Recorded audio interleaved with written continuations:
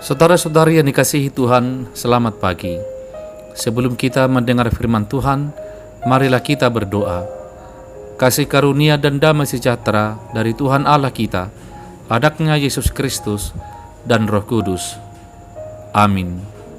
Firman Tuhan bagi kita hari ini tertulis dalam kitab Mazmur pasal 78 ayat 3 dan 4. Yang telah kami dengar dan kami ketahui, dan yang diceritakan kepada kami oleh nenek moyang kami tidak hendak sembunyikan kepada anak-anak mereka, tetapi kami akan ceritakan kepada angkatan yang kemudian puji-pujian kepada Tuhan dan kekuatannya dan perbuatan-perbuatan ajaib yang telah dilakukannya. Demikian firman Tuhan.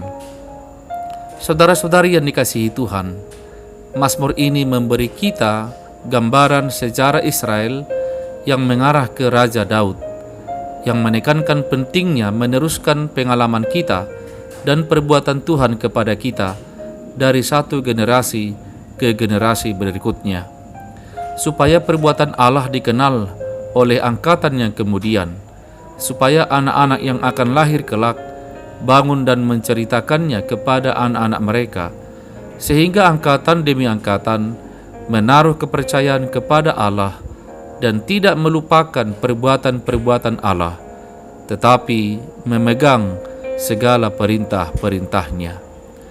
Saudara-saudari, setiap keluarga memiliki cerita. Saudara pasti memiliki cerita untuk diceritakan. Setiap gereja juga memiliki cerita sendiri tentang apa yang telah dilakukan oleh Tuhan. Setiap orang Kristen memiliki cerita atau kesaksian. Kita semua memiliki pengalaman tentang apa yang telah dilakukan Allah. Kita wajib dan harus menceritakannya kepada anak-anak kita. Juan Carlos Ortiz pernah menceritakan kisah pertemuannya dengan seorang wanita tua di negaranya Argentina.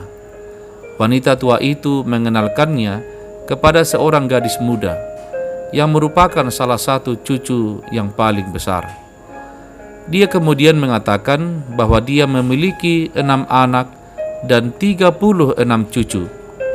Keluarganya sangat mengesankan, dan di antara cucu-cucunya banyak orang yang terdidik dan profesional. Lalu Carlos bertanya padanya, "Bagaimana Anda berhasil merawat keluarga yang besar, cukup makanannya, berpakaian bagus, dan juga berpendidikan tinggi?" Lalu dia menjawab, "Oh, bukan saya hanya merawat 6 orang, dan masing-masing dari mereka merawat 6 lagi anak-anak mereka." Saudara-saudari, setiap generasi memiliki tanggung jawab untuk memberitahu generasi berikutnya tentang kebaikan Tuhan, untuk memperingatkan mereka ketika kita dekat dengan Tuhan, apa yang terjadi dalam hidup kita, dan ketika kita menjauh dari Tuhan, apa yang terjadi dalam hidup kita.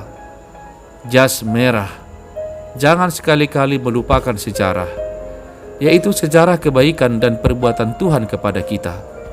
Persaksikanlah segala yang baik dari Tuhan, bagaimana Allah bertindak agar anak-anak kita dan generasi kita selanjutnya mengimani hanya Allah satu-satunya jalan kebenaran dan hidup bagi mereka nanti sampai selama-lamanya.